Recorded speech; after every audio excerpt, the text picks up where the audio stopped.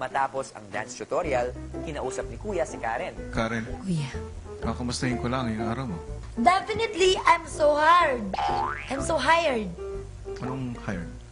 Happy and tired. Wale. Aba, dito naman tayo. Wale pa rin. Wait. Yun. Uy, mga 2 linggo pa lang tayo. Yun na yun. Tapos na tayo. Grabe, nakadalawang buwan na. Oo nga.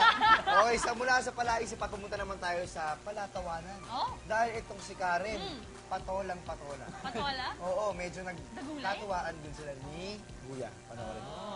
Not nagulay. Si Karen at si Kuya may question and answer portion sa confession room. May I ask you some things? What is the meaning of pathology? I encountered that word last year.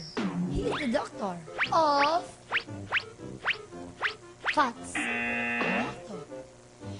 Pathology is the veterinarian word for patho.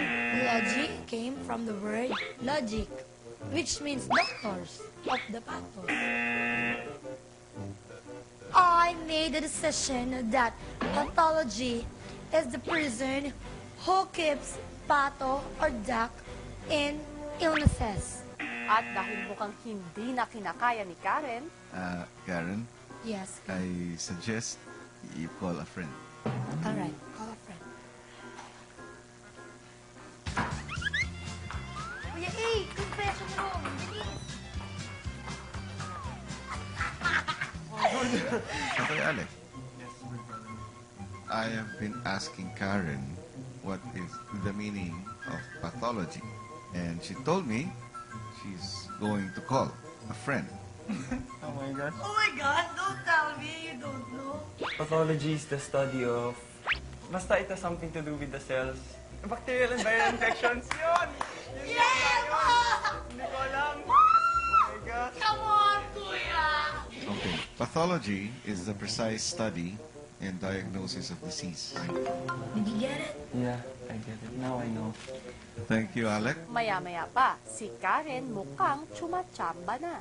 What is the meaning of hematology? Kuya, puputok na po yung ulo. Pardon? My head will burst. Blood. Blood. Yes. You're close.